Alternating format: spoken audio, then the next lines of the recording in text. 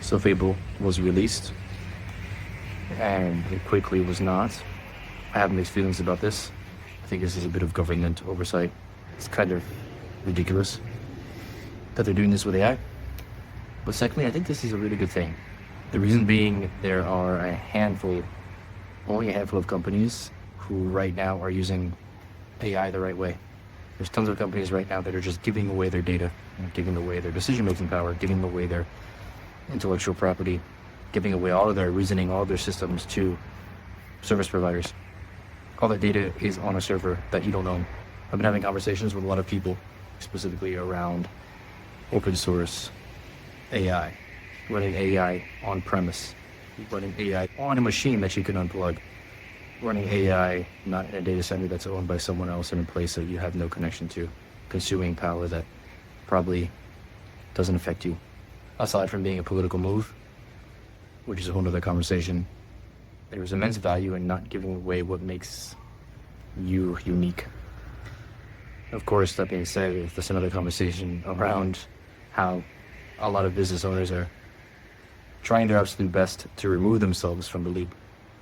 For those who can successfully do that, I would say that they are playing a short game. Not what Simon Sinek is talking about as a long game. Not about being a business owner to support a community or to create long-lasting value. They just want to line their pockets. And for those, I would say it's great. It's great that you are able to translate all of your business value into AI, but it's a detriment to your business, especially when you're giving it away to someone else and you're paying for it. You're paying them to take your data. Those are the people who are going to be most affected by these types of tools. We've started to get past the bubble.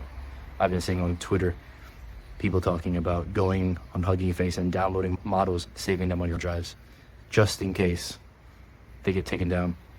I really believe that the future of AI is local AI. The future of AI is going to be, honestly, I feel like we won't even call it AI. Then it'll just be called some types of automations, and we'll just call them what they are, just large language models. So automations and LLMs will just exist on a computer, in your server, in your office, or on your actual machine. And as the price of intelligence goes down to zero, there'll be no need to have data centers anymore. Machines can do things good enough if you know how to use them the right way, and you don't try to take what makes you you and turn it into a statistical representation and to turn it into an algorithm, into a formula, then I think you'll be fine. The majority of business owners, I think, can see that. They understand that their job is not necessarily a measure of efficiency. True innovators, the true leaders, the true CEOs of their business that are thinking long-term understand that the value that they bring to the company is not a measure of efficiency. Something I think a lot of people don't really understand. I've been in technology for 12 years. I've been teaching machine learning, which was AI before we called it AI, for 10. All we're talking about is math models on math models. The whole thing is just math. And when we give it the right input, we can expect the right output. The main human challenge is being able to imbue and translate what makes us unique as a business owner or as just someone trying to create value, and finding out how that thing that keeps us unique we can hold on to, and everything else we can let go. If I spend too much time reading my emails, if I spend too much time possibly replying to messages, if I spend too much time writing briefs, maybe these things AI can help us do. And absolutely these things we can do with a local machine in our office. We don't need to pay a service provider $20 a month for an LLM that we can have running on a machine in our office, or just running locally on our phones.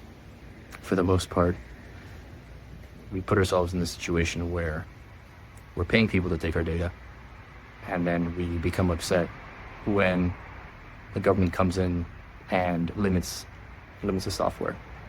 For some reason, we don't have access to the thing that we've been paying twice for. We'll start getting upset. I think it's a good thing. It's a shitty situation for Claude and for those businesses who were super excited about Fable. But it's an opportunity to ask yourself, what makes me unique? What can't I move into a formula or into a system and give to a large language model? How can I run my business in a way that allows me to actually create value? What are the things that I can automate that can give me back more time to actually not work, or just use the time I currently have more intentionally? These are questions that I feel like very few people are talking about, and let alone trying to answer. I had a conversation recently with someone who we were talking about someone else's LinkedIn profile. They said they were trying to completely replace themselves as a CEO with AI. And two things are possible. I believe that they gave themselves a 1.5-year timeline. I think you can do that in 6 months. But I know that when I say do that in 6 months, I'm talking about maybe doing things like answering emails or making data-driven decisions. But if your job as a CEO is just choosing the right path, and that's something that is just entirely data-driven, I would argue you're not a CEO. You yourself are an algorithm, right? You yourself an algorithm. And a lot of people are operating that way. This idea of NPCs, I think, is really true. There's a lot of people who view these short games as being just a series of, and they view life, I would say, as an extension of that, just a series of concrete, deterministic operations that can unlock value for them. But these are finite games, because the way that they view value is just monetary. I hope that Fable being shut down opens up more space for introspection, more space for companies to say, you know what, why don't we just use that old machine we have in the corner? Or why don't we just spend a couple grand and get a small computer and run our model locally? Why don't we not give away all of our decision-making power, or at least make it so we can view the actual decisions that we're making, and we can monitor the data? I hope that companies really give this thought and stop giving away all their power to someone else and paying for it. The digital divide is something that is becoming more and more social. And what I mean by that is, before it was like we have the people in the global south who don't have access to fiber and they need to do everything through their phones. And now it's becoming this thing where the people who actually understand the value of what makes them unique versus those who are just trying to maximize for tomorrow or next quarter, instead of thinking about 10 years out or even 5 years out. The digital divide is now something that